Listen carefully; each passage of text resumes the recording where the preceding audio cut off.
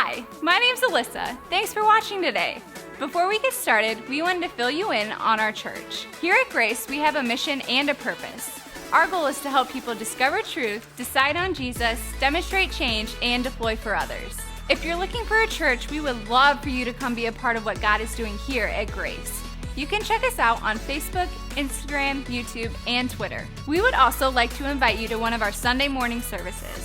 Check out ohiograce.com for a list of campuses and service times in your area. We have a great time gathering for music, hanging out, and learning about who God is and how that affects our lives. Thanks for watching, and we hope to see you here next week at Grace.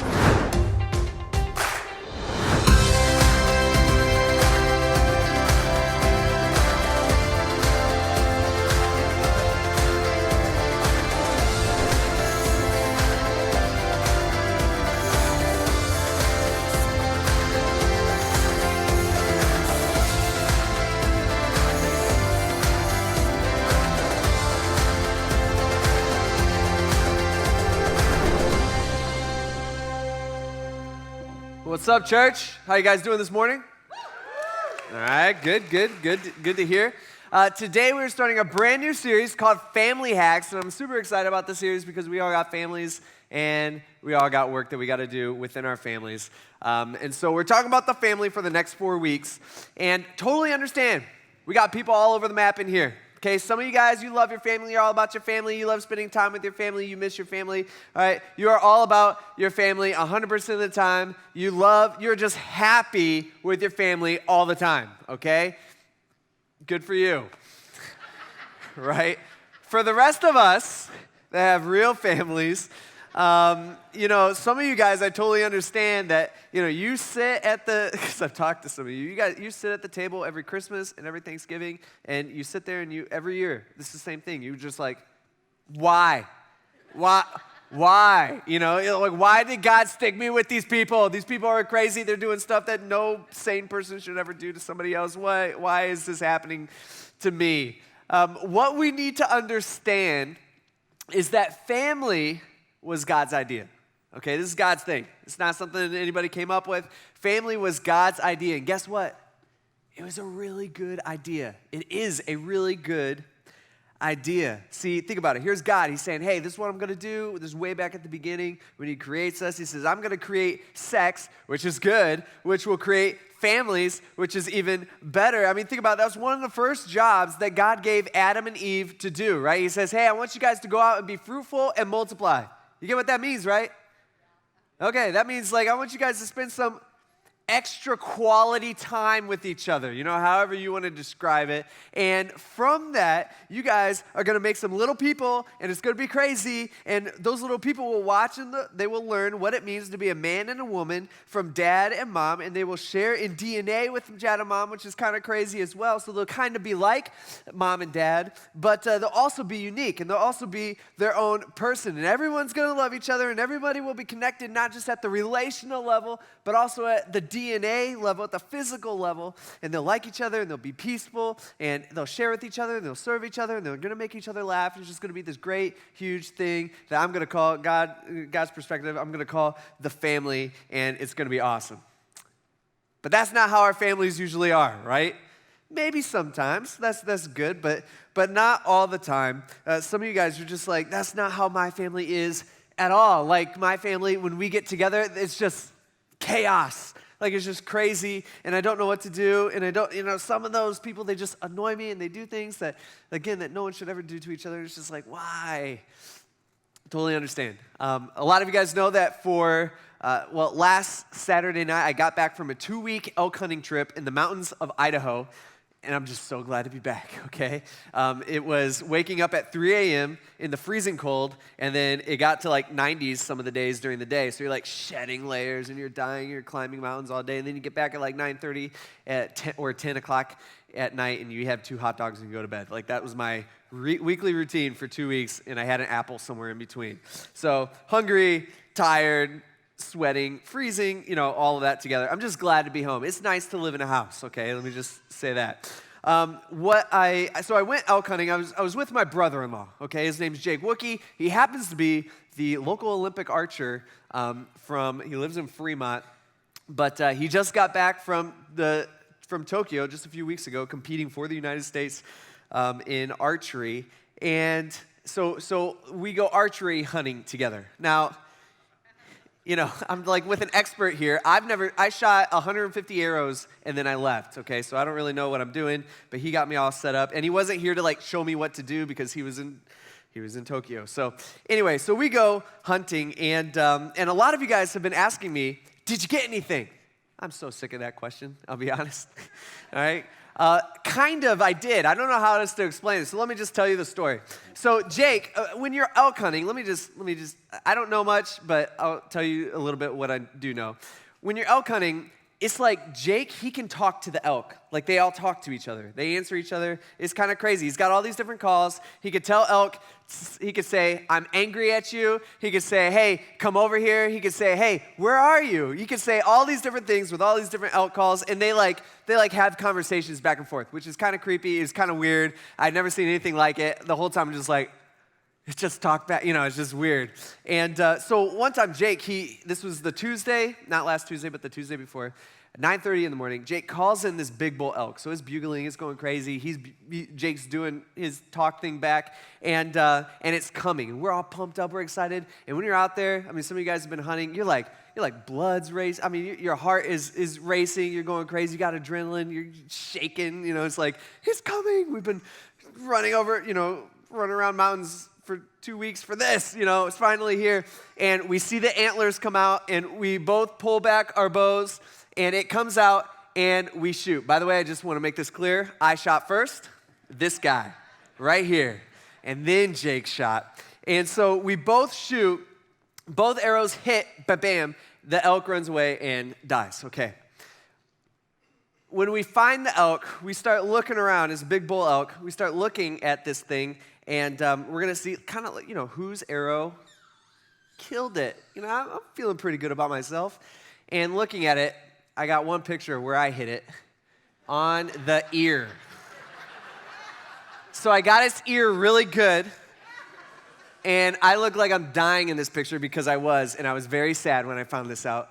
But what I had to explain to my brother-in-law is me and him, we hunt differently, He goes for an instant kill shot. I do things a little bit different. I like to send out a warning shot before I send out my straight through the heart shot.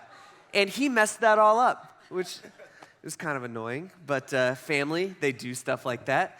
Sometimes I sit down and I wonder, I'm like, why did God give me an Olympic archer for a brother-in-law? That's kind of hard to live up to that. It's like that type of thing. But no, it's... I wouldn't have even seen an elk if it wasn't for him. But family has been messy since the beginning, okay? Like, family's just a messy thing. It just is for every single one of us, at least once in a while, even if you have the best family there ever was. Think about back to the beginning, right? The first family, Adam. Adam, rather than protect Eve, his wife, he chose not to lead. Okay, think about Eve. Eve, rather than help Adam, she chose to be selfish. And they both sin. And you remember what happened when God comes up and confronts both of them? They blame each other. Sound familiar? Okay. Isn't that like what marriage is all about, right? We blame each other for everything that goes wrong. And so sin entered the world through the first family. And it's interesting, by the way, parents, I just want to throw this out there. Sin entered the world through the first married couple before kids. Just throwing that out there. I think sometimes we use kids as like our excuse, right? Where it's like, well, you don't understand what I've been doing with these kids. You won't understand the mess this kid made in the corner over there. You won't understand this over here and this and that kid. We have all this stuff. No, this happened before they even had kids, and it had a huge impact on their kids. Think about what their kids did.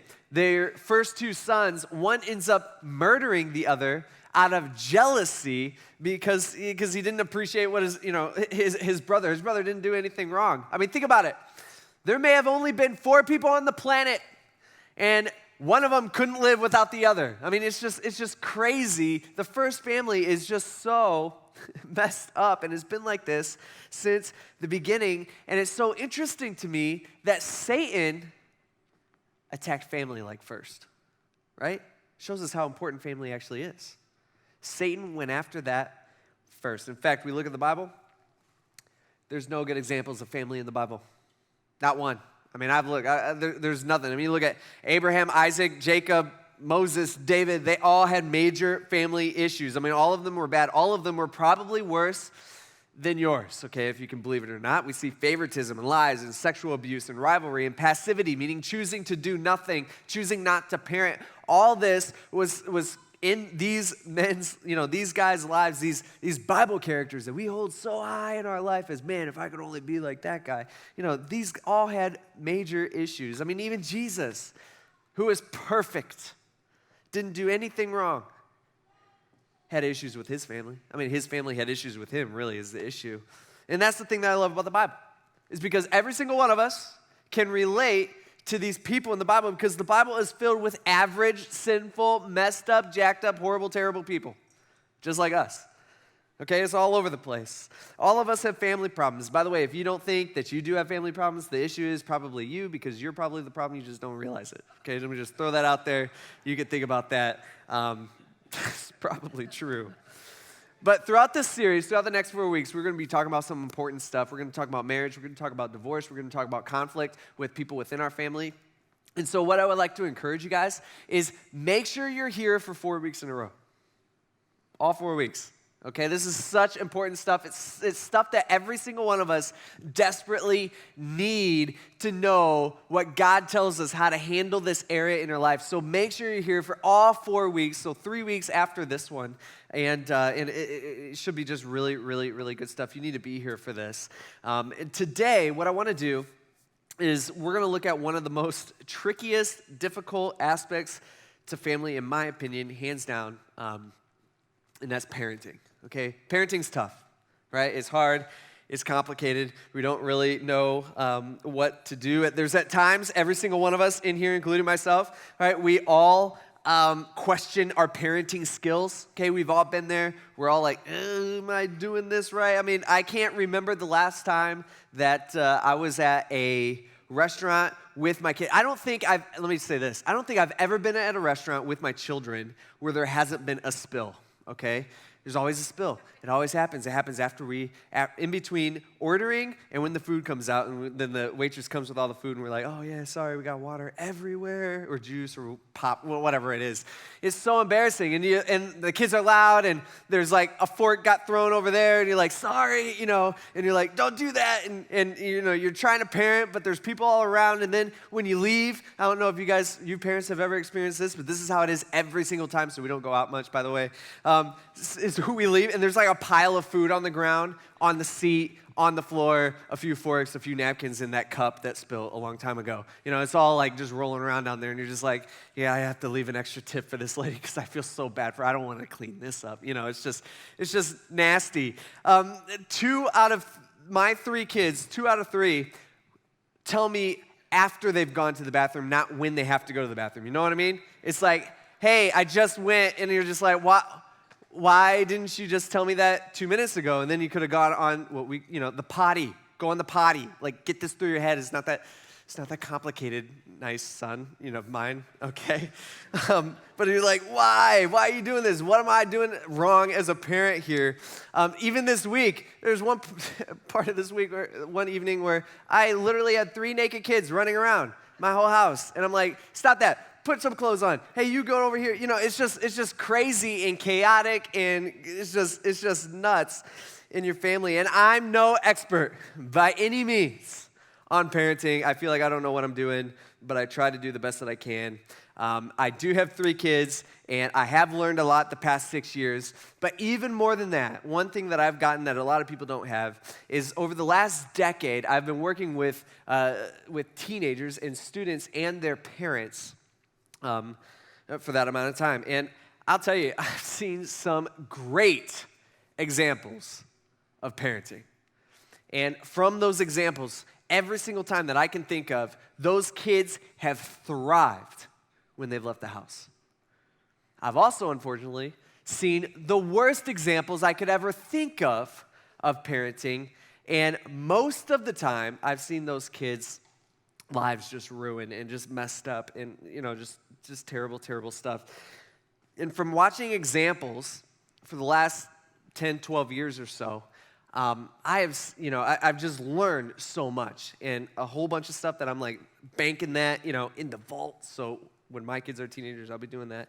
And there's just no owner's manual, right? There's no instructions on parenting. Think about when you brought your first kid home. For those of you guys who have been parents, now I don't know how it used to be back in the day, but now the nurses come out and they buckle your kid in for you. I don't know why they do that. It's like they don't trust you as a parent, which part of me is kind of like, I'm a little offended. Like, you don't think I can handle this on my own? And the nurse is doing all this stuff and making sure that he's snug in there. But then the other part of me is like, yeah, I have no idea how to do that. So I'm like watching closely, like, I could do that, but I'm like, oh, okay, that buckle goes, that's whatever. But you bring your first kid home, you take him, I brought him in, and I set him on the floor in the living room, and it's just like, and he's in his car seat, and you're just like, all right, now what? I don't know what to do. I hope this kid survives. It's just about keeping them alive at first, basically. But you're like, oh, there's a lot of pressure on me. There's just no owner's manual. There's no instructions on this. And it gets a lot more complicated than that as they grow older. Sometimes I don't know what to do.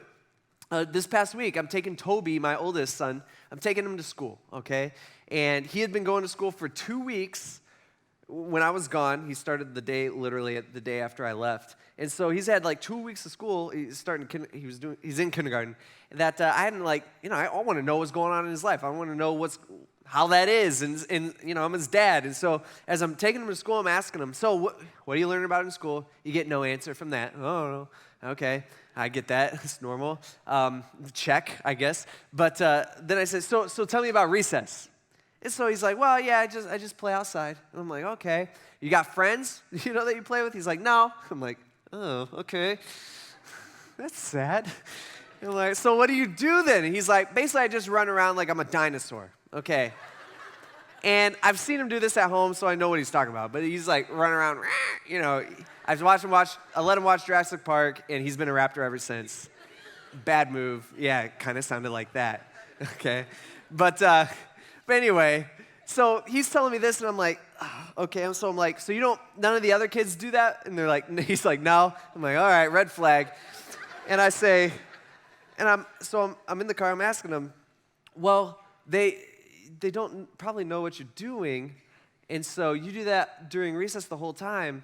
I'm thinking in my head, I'm like, my kid's the weird kid. Right, all recess, he's the one going around, he does this thing where he flips his head back like on Jurassic Park. Anyway, and I'm just like, and so I'm trying to tell him using logic, because I'm a logical person. I'm just like, Toby, they don't know probably what you're doing, and so what you're doing might look a little weird. I don't know if that's good or bad. I know there's some psychologists, I'm sure, that'd be like, you can't say that word, or you can't.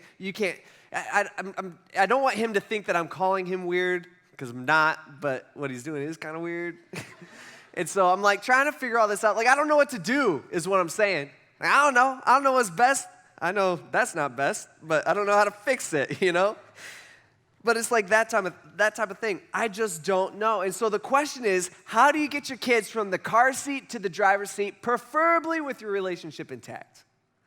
That's the question that all parents want to know. And God gives us as parents some logical instructions. By the way, not advice. He gives us some logical instructions, some commands on how we are to raise our children. And guess what? It's all found in this book that we all have sitting in our homes, somewhere in our drawers, on the shelf, under our beds, collecting dust. It's all in here. Think back to this. I get not every one of us have kids. I get that. But all of us have been kids at one point or another. This, I think, is so important. It was the way that your parents lived their life, not their advice and not their parenting skills, that determined whether or not you wanted to be like them or with them. Does that make sense? It was the way that your parents lived their life, not their parenting skills, not their advice, that determined how much respect that you have or had for your parents. It's the way that your parents lived their life that determined the trajectory of your relationship with your parents. And guess what? For parents, that's the same thing with you. The way that you live your life, your behavior determines whether your kids like you, want to be with you, and want to be like you, okay? Want to spend time with you, want to be like you. It's the way that you live your life at home, especially at home, that matters. Okay, that's what matters. There's one time in the Old Testament where Moses, he's actually getting ready to die. He is giving kind of his last words to the Jewish people. He's standing on the edge of looking into this land that God had promised them, and again, this is at the end of his life, and he's probably, as he's standing there on the edge of the river, he's probably thinking to a time 40 years before where he stood in that same exact spot, and the Jewish leaders had all decided, hey, we're not going to go into this land that God has told us to. We're too afraid to go, and so we're going to hang back here. And when that happens, God says, you know what? Then you guys aren't going. I'm going to take your kids. I'm going to wait till all of you guys are dead. Then I'll take the nation of Israel in. And so that's exactly what God does. And so all those people have died off. Moses is one of the last ones left. Moses doesn't get to go into this land because he had disobeyed God a different way. And so Moses, he's standing there. I'm sure he's like, man, if only we would have obeyed God that first time, then we would all be able to. We would be 40 years, into the land. Like this would be so much better. But he's waiting there. And he decides to write down some words that some instructions about how God expects us to live life. And he's writing these to like his children and his grandchildren, as well as the whole nation. This is what he says in Deuteronomy chapter 6, verse 4. He says, hey, listen, Israel. All right, this word listen, it means, hey, listen up. All right, pay attention, focus in for just 1 second. This is important. He says, the Lord our God, the Lord is one. He says, this is how you are to live your life. This is the most important thing that you should be thinking about as a human being. It's you need to love the Lord your God with all of your heart, with all of your soul, and with all of your strength. Now notice what he doesn't say here. He doesn't say, hey, I've written down 600-something commands that you're supposed to do to keep yourself separate from a nation, from all the other nations, so that someday there'll be a Savior born through your line, Jesus, and he'll save the entire world. It's going to be crazy. He doesn't say anything like that. He doesn't say, hey, remember those 10 commandments that God wrote down on the piece of stone tablets? You need to do all those. He doesn't say that. He says, hey, it's not about, doing all this stuff. What I want you to focus on as my last words to you as my people, the people that I love, he says, I want you to love. I want you to love your Lord. See, it's what we love that drives and motivates our lives. We get that? Okay, this is something we all need to understand. It's what we love that drives and motivates our life. Let's go back to Toby, since I've thrown him under the bus a few times already today. But he's not in here, so I can do whatever I want. It's nice. Someday he'll hate me, though, so we'll figure that out. Anyway, Toby, he loves dinosaurs. He's all about dinosaurs. Again, let him watch some Jurassic Park thing once, and it's like, now it's dinosaurs all over the place. It motivates what he watches. It motivates what he plays with. It motivates what he talks about. You want to have a conversation about dinosaurs, you could talk to my kid for as long as you'd like. He's all about it. It motivates how he acts at school, even, unfortunately. He loves dinosaurs. A lot of love over here for dinosaurs in Toby's life at this time in his life. He's got a lot of love over here. But then I notice other parts of his life that are just messy. Okay, I was at a soccer game yesterday for him, yesterday morning, and it was just like, this kid does not care about soccer. This kid's just like, he kicked the ball once, and he's just like, go, everybody else go chase after it. It's just like, bro, you gotta, come on, get aggressive, let's go. But he just, not a lot of love over here. He just doesn't care. See, the same is true in our life. What Moses is saying is he's pointing out, he's saying, hey, what you choose to love, it matters, and it affects how you live your life. What you love or who you love, that's what drives and motivates your life. So the number one thing Moses is using through logic is he's saying, well, the number one thing in your life, because that is true, is you need to love God. It's not just you need to love God like you love ice cream. Okay, love ice cream. I'm a big fan of ice cream. He says, no, you need to love God with all your heart and with all your soul and with all of your strength. with everything that you got. That's how you need to love God. Now, Jesus, he actually reiterates this 2,000 years later, the week that Jesus died.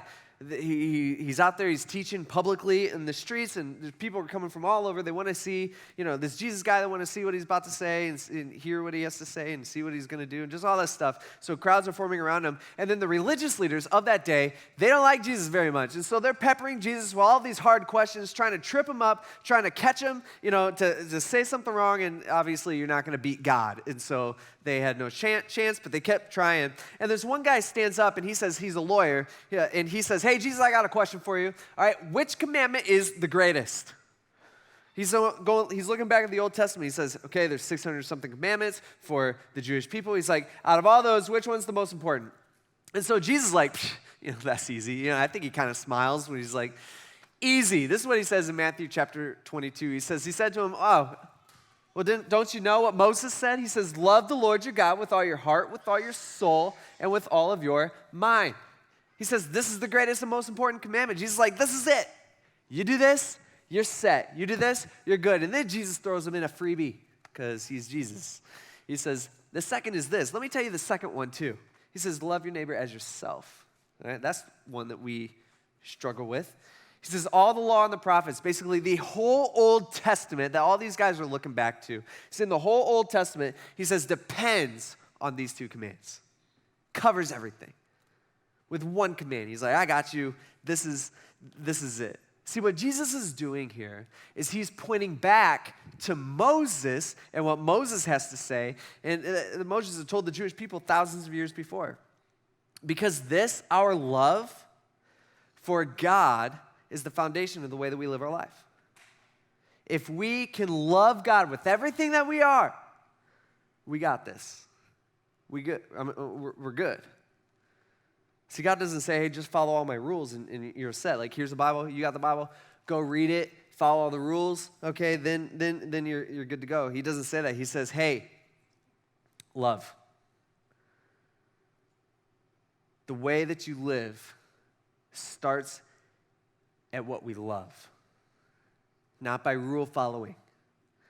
It starts about what we care about.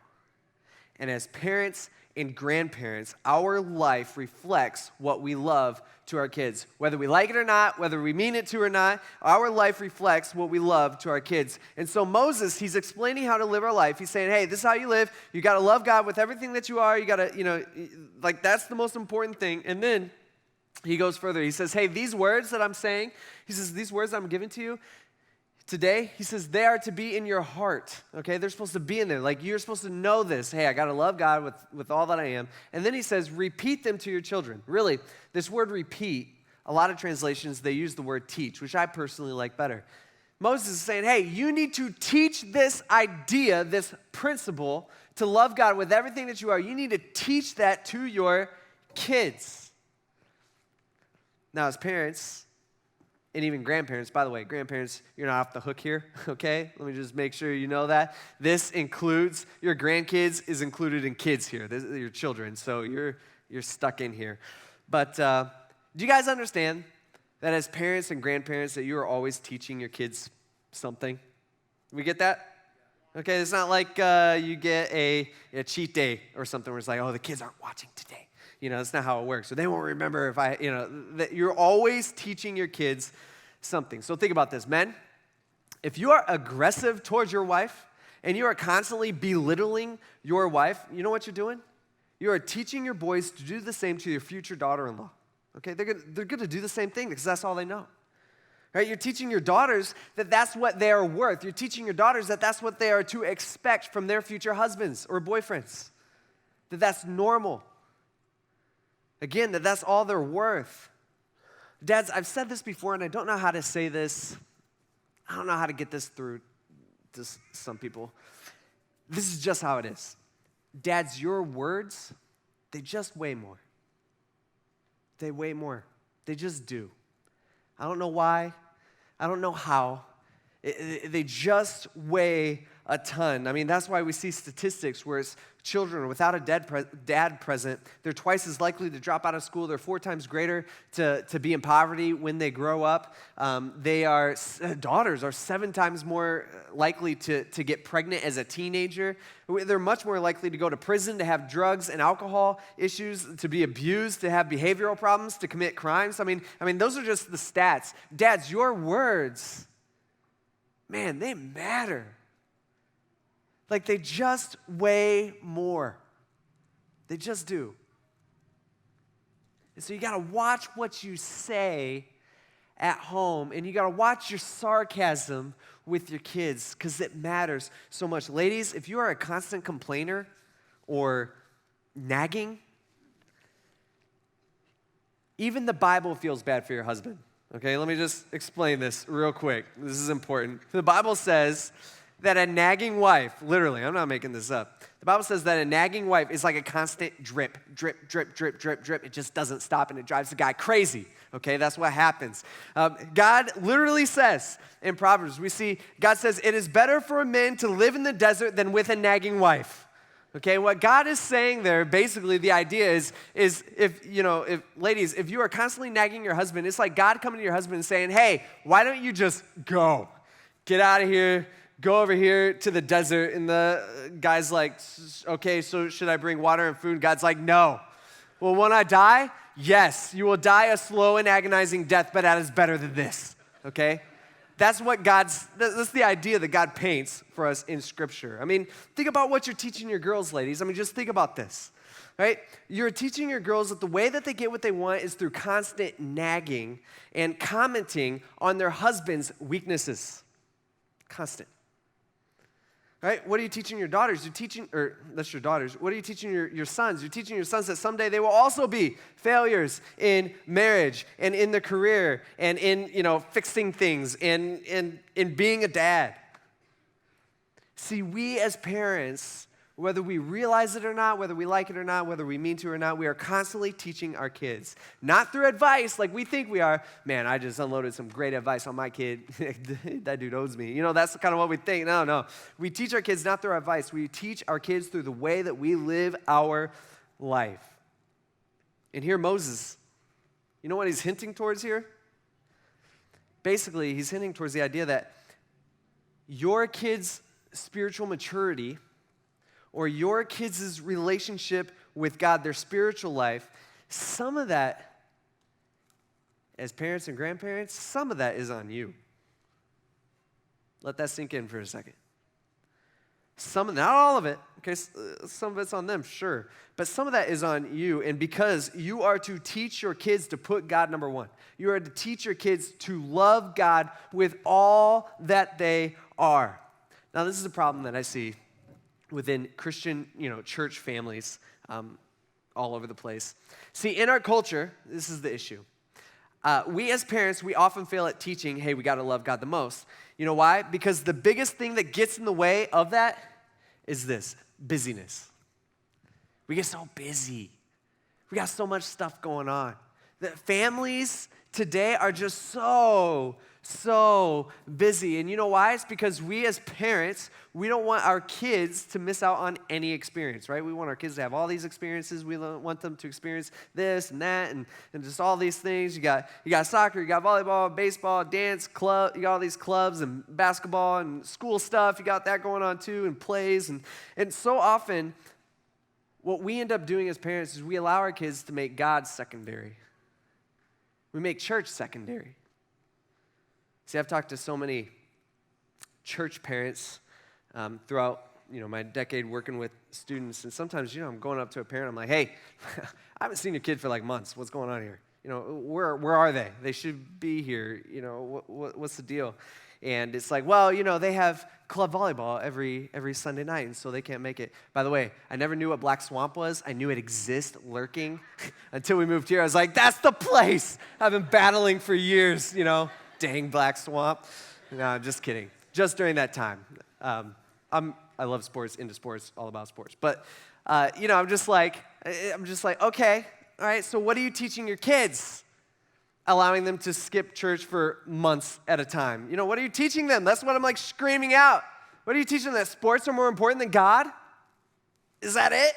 And usually it's like, well, no, God is super important in our family. Okay, but not as important as volleyball, for your 12-year-old. But I'm just like, okay, so then what is it? And then it's usually, well, we want them to do well in sports and to excel so that someday they can get a scholarship and they could go play ball, in college and all this stuff. And it's like, okay, let me just stop right there. So that's all noble sounding, but what are you teaching your kids? Like, let's break it down. You're teaching that money is more important than God? That's better, Like, you don't think, Jesus talked about money all the time. You're doing exactly what Jesus is saying not to do. See, naturally, we as parents, when we start, it's just naturally, because we're all sinful, jacked up people, we naturally start drifting away from God, okay? We all do that. And you know what we as parents do when we do that? Most of the time, we take our kids with us. It's on us. See, if you truly love God the way that Jesus tells us we should love him, the way a dying Moses tells his people that they should love him, if you truly love God with all your heart, with all your soul, with all your strength, with everything that you got, all right? If you truly love God that way, then sports, school, all the clubs that your kids are into and plays and money, that becomes so secondary. Parents, I can't say this enough. You should be bringing your kids to church every week. By the way, church isn't my idea. It's not our idea. It's not all the churches got together and said, hey, we should do this thing. No, this is God's thing. Okay, this is God's idea. See it in the New Testament. It's all over. They met together at least once a week. At least once a week. Like, this is the least we should be doing, is meeting together once a week. And you should be bringing your kids. And parents of teenagers, let me just say this. Your kids should be coming like twice a week. They should be coming on Sunday morning at church, and they should also be coming every Sunday evening for Fuse. Okay, we got a service just for them. It's fun. They're synergetic. They do a bunch of crazy stuff. Right? You should be doing that. And I get sometimes it's a pain because your kids don't want to, and it's like you got to drag them, you got to do this, you got to do that. But I'm just saying it's worth the investment. It's worth the fight to invest in the relationship with God. Why? Because you should be valuing and investing in their relationship and their love for God so much more than investing in their athletic abilities or their teamwork, character or future scholarships. It shouldn't even compare. But too many families and kids, it's all about experience. We want our kids to experience everything, and kids are so busy. Man, some kids, they don't know how it is to relax because every single day they're going to school, and then after school they got practice, and they got this, and they got that, and then they have that on Monday, Tuesday, Wednesday, Thursday, Friday, and then on Saturday they got their tournaments all day, and then most Sundays they got tournaments in the morning, they got this. It's just all this stuff. Parents, I can't, it's hard for me to, I feel like I'm not explaining this good enough, but some of you parents, your kids as coaches know your kids better than you do. It's not how God designed family to be. See, parents, you only have a few short years to really teach your kids what God is not suggesting, what God is telling you to teach your kids. Then it's over. They move away. They go to school. They move out. I can't say this enough. Parents, you need to prioritize relationships over experience. So much more important. You need to prioritize your kids' relationship with God over experiences. You need to prioritize your relationship with your kids over experience. But too many times, it's so secondary. Moses, he wraps up. He says, you need to teach them to your kids. Teach this idea to your children. You need to talk about them when you sit in your house, when you walk along the road, when you lie down, and when you get up, all the time. He says, bind them as a sign on your hand and let them be a symbol on your forehead. He says, write them in the doorposts, if that's what it takes, or of your house, or on the city gates. Basically what Moses is saying, he's saying your whole life should reflect your love for God. And he's saying if you need a constant reminder, like probably every single one of us do, he's like, make that happen. Go to extreme measures. You need to teach your kids about this stuff. You need to talk about this stuff when you're at home. You need to talk about this stuff when you're walking down the road. You need to talk about this when you're going to sleep and when you wake up. And shoot, he's like, if this is what it takes, you need to write a reminder on your hand. Or if you need to go bolder than that, why don't you just plaster it on your forehead if that's what it takes. Basically what Moses is saying is he's saying you need to do whatever you have to do to remind yourself to love God first and then everything else. And so my question for you this morning, for everybody, is how well do you do that? How well do you love God with everything that you are? Parents, how well do you teach your kids to love God with everything that they are? That's what God's called us to do. That's your most important job as a parent. Not to teach them to be, hey, you need to follow the laws, or you need to get good grades at school. Like, sure, that stuff's important and we should be doing that. But the most important thing is teaching them to love the Lord their God with all of their heart and with all of their soul and with all of their strength. And guess what? That is done through example. Not through advice, not through us lecturing them. It's through example. And your life reflects what's most important to you. Your life reflects what you love. I was trying to think this week, I'm like, okay, I have so many things that I've learned, so many family hacks that I've learned through, especially doing youth ministry and stuff, from watching parents, okay? Like I was mentioning earlier. And I'm thinking about this week, I'm like, I have all this stuff I want to talk about. I want to talk about discipline. I want to talk about punishment. I want to talk about how to restore relationships and all that type of stuff. But then I'm thinking, you know what? The thing that we need the most as parents, we just got to start at the foundation. Like, this is not the foundation of just our relationship with our children. It's the foundation of family in general. We have to live right. We need to love God with everything that we got. And we need to teach our kids to do the same. Let's pray. God, we thank you for giving us these words. God, none of us are perfect parents. We all have made mistakes and we all will make more.